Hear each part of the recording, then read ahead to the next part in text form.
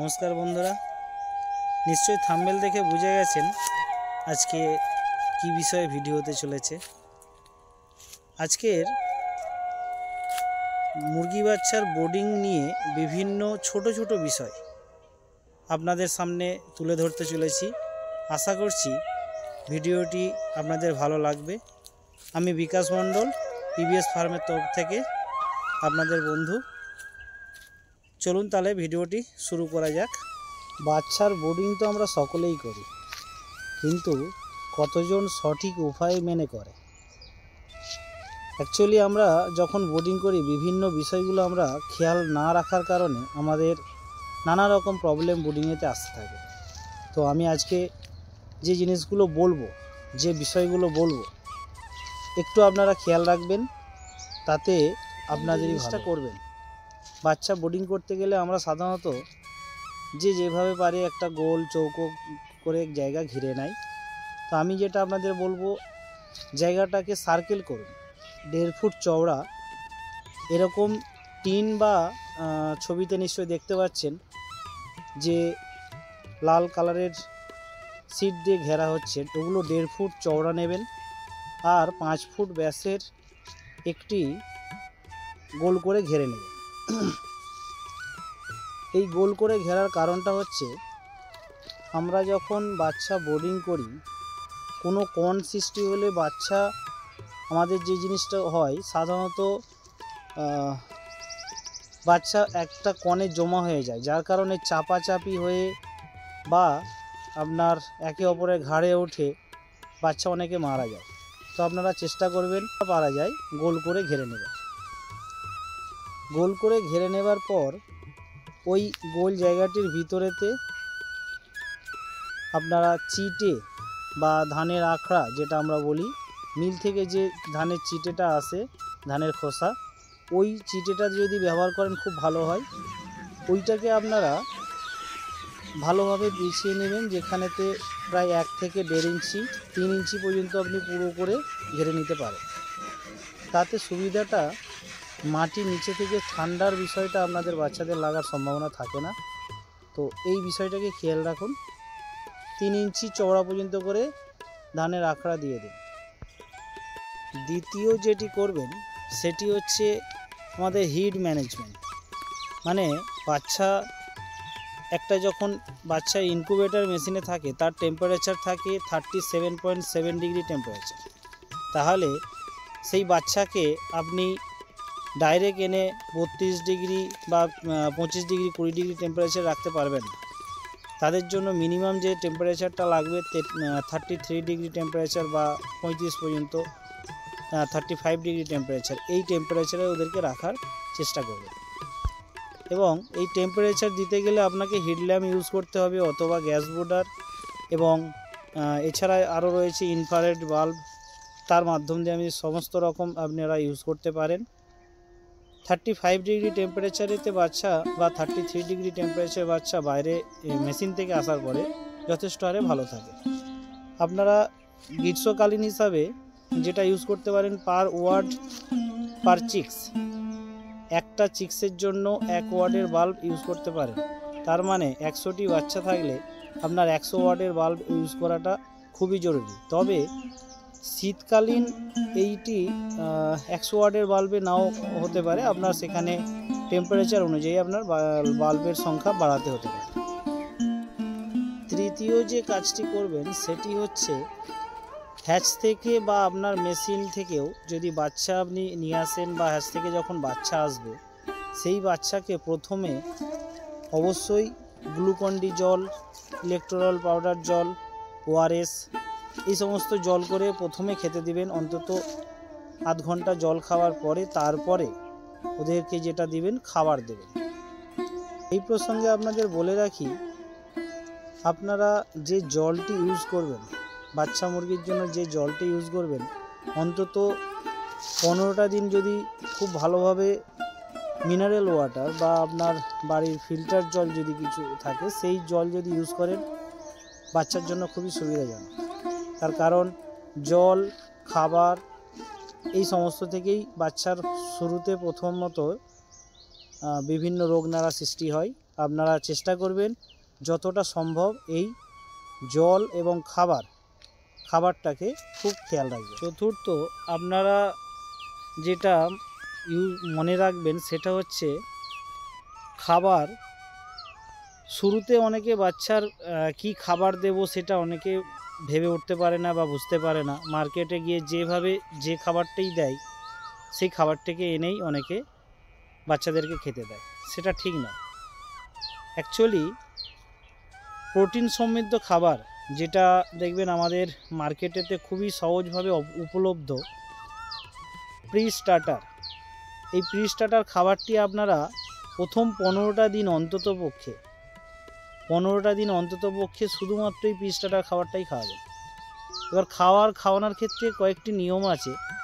একদম ছোট বাচ্চা যেটা হ্যাচ থেকে প্রথম আসলো তাদেরকে ডাইরেক্ট আপনি ফিডারে খাবারটা দিয়ে দিলেন, সেটা কিন্তু সঠিক নয়। যেটা করবেন, আপনি বোর্ডারেতে পেপার বিছিয়েছেন, তার উপরে বাচ্চাটা ছেড়েছেন, সেই বাচ্চার খাবারটা পেপারের উপরে ছড়িয়ে দেবেন। অন্তত 2 থেকে 3 দিন ওই পেপারের উপর ছড়িয়ে তবে ওদেরকে খেতে দিন। আর যে জিনিসটা করবেন, প্রতি 24 ঘন্টা অন্তর অন্তর পেপারটি যখন প্রচণ্ড নোংরা হয়ে যাবে বা ওদের ড্রপিংগুলো আসছে, সেই ড্রপিংগুলোর কারণে যখন পেপারটা ভিজে যাবে বা নোংরা হয়ে যাবে, সেই সময়তে আপনারা পেপারটাকে চেঞ্জ করুন। অন্তত পক্ষে বাচ্চা কোন ব্রিড আছে তার উপর ডিপেন্ড করছে অনেকটা। মিনিমাম 5 থেকে 7 দিন পেপারের উপরে রাখুন। প্রথম 2 থেকে 3 দিন আপনারা ওই পেপারেতে খাবারটা ছড়িয়ে দিন। তারপরে চওড়া প্লেটযুক্ত কোনো জিনিসের মধ্যে, প্লেটের মধ্যে বা প্লেট জাতীয় অন্য কোনো চওড়া জিনিসের মধ্যে খাবারটাকে প্লেটে দিন ও আরও 2 থেকে 3 দিন। তারপরে আপনারা যেটা করবেন, ফিডারের মাধ্যমে ফিডিং করবেন। এ প্রসঙ্গে বলে রাখি, আপনারা 100 বাচ্চার জন্য একদম শুরুতে যেটা জলের জন্য ইউজ করবেন, 2টি করে ডিঙ্কার মিনিমাম এবং 2টি করে ফিডার। পরবর্তীকালে এই ফিডার ডিঙ্কার মিনিমাম 100টা পিছু 3টে করে, 100টা পিছু 3টে ফিডার 3টে ডিঙ্কার পরবর্তীকালে আপনারা রাখবেন। পঞ্চমত যেটা আপনারা মনে রাখবেন সেটি হলো, বাচ্চার যে বুডিংয়ের জায়গা রেডি হয়ে গেছে, বাচ্চা ফিডিং পেপার বিছিয়ে ফিডিং করা হয়েছে, লাইট দেওয়া হয়েছে, সমস্ত কিছুই আপনি করলেন। তারপরে যেটা প্রয়োজন, একদম শুরু থেকে 1 দিন বা 2 দিন থেকে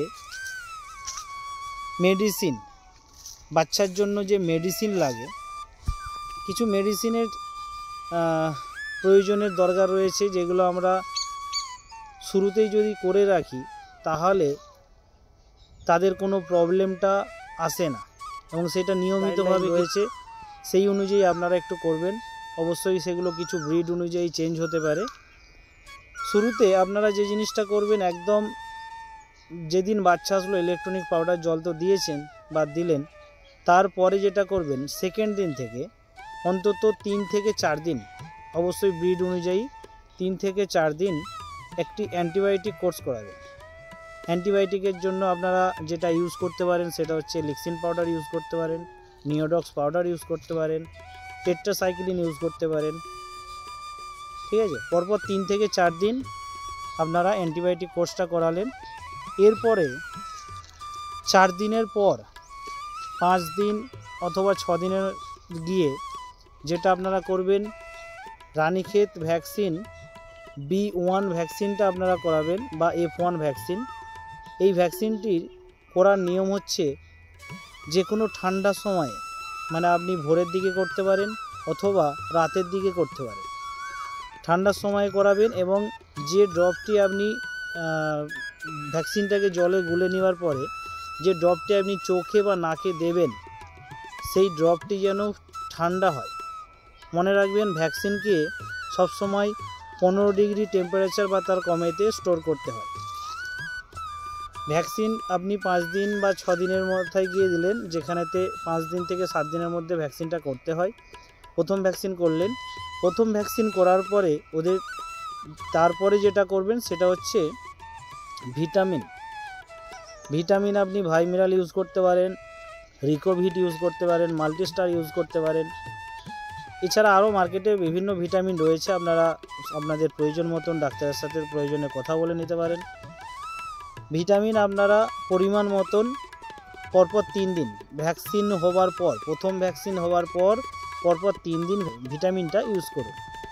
পরপর 3 দিন ভিটামিন ইউজ করার পরে আপনারা যেটা করবেন, তারপরে পরপর 3 দিন ওদের লিভার টনিক ইউজ করুন। সেটা আপনার প্রায় এসে যাবে 8 দিন পর, 8 থেকে 9 দিন পরে আপনারা যেটা ইউজ করবেন, লিভার টনিক ইউজ করবেন। অবশ্যই লিভার টনিক ইউজ করার নিয়ম আছে, যেটা হচ্ছে সম্পূর্ণ রাতের দিকে জলে, বিকালের পর আপনি লাস্ট যে জলটা ওদেরকে সারা রাতে খাবার জন্য ছেড়ে দেবেন, সেই জলেতে আপনারা চাইলে লিভার টনিকটা ইউজ করুন। এই লিভার টনিক 3 দিন ইউজ করার পরে আপনি দেখবেন আপনার কাছে প্রায় 11 থেকে 12 দিন হয়ে গেছে। এই 12 দিনের মাথায় গিয়ে আপনি যে ভ্যাকসিনটি করবেন, সেই ভ্যাকসিনটা হচ্ছে আইবিডি ভ্যাকসিন। আইবিডি ভ্যাকসিন আপনি করবেন, যেটা গাম্বুরো বলা হয়।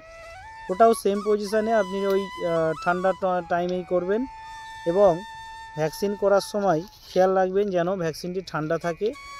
অবশ্যই ডপারে করে ওদের নাকে অথবা চোখে দিন। এরপরে আপনি লাস্ট যে ভ্যাকসিনটি করবেন সেটি হলো রানীক্ষেত লাসোটা। রানীক্ষেত লাসোটা ভ্যাকসিন আপনার এই একইভাবে সকালের দিকে, ভোরের দিকে অথবা রাতের দিকে ভ্যাকসিনটি করুন। প্রথমে জলে গুলে নেওয়ার পরে সেটিকে নাকে অথবা চোখে 1 ড্রপ করে করবেন। অবশ্যই যেন ঠান্ডা থাকে ভ্যাকসিনটি, ঠিক আছে? এই হলো মোটামুটি একটা আপনার মেডিসিনের সার্কেল এবং টোটাল ভ্যাকসিনেশানের একটা সার্কেল, যেটা আপনার কন্টিনিউ এইভাবেই করাটা উচিত। এবং প্রি স্টার্টারটাকে আপনার অবশ্যই খেয়াল রাখবেন, জল এবং প্রি স্টার্টারটা প্রথম 15টা দিন যেন পারফেক্ট খাওয়ানো হয়। বাচ্চা এই সময় কম খায়, কিন্তু ফিডিংটা যদি আপনি ঠিকঠাকভাবে করেন তাতে বাচ্চা খুব ভালো থাকে। তো আপনারা খেয়াল রাখবেন। ভিডিওটা এত দূর পর্যন্ত যখন দেখলেন, চ্যানেলটাকে একটু সাবস্ক্রাইব করে দেবেন, আর ভালো লাগলে অবশ্যই বন্ধুদের শেয়ার করবেন, লাইক করবেন। কারো যদি কোনো রকম কিছু জিজ্ঞাসা থাকে আপনারা প্রয়োজনে কমেন্ট করবেন, আমি আপনাদের সেই কমেন্টের উত্তর দেওয়ার চেষ্টা করব।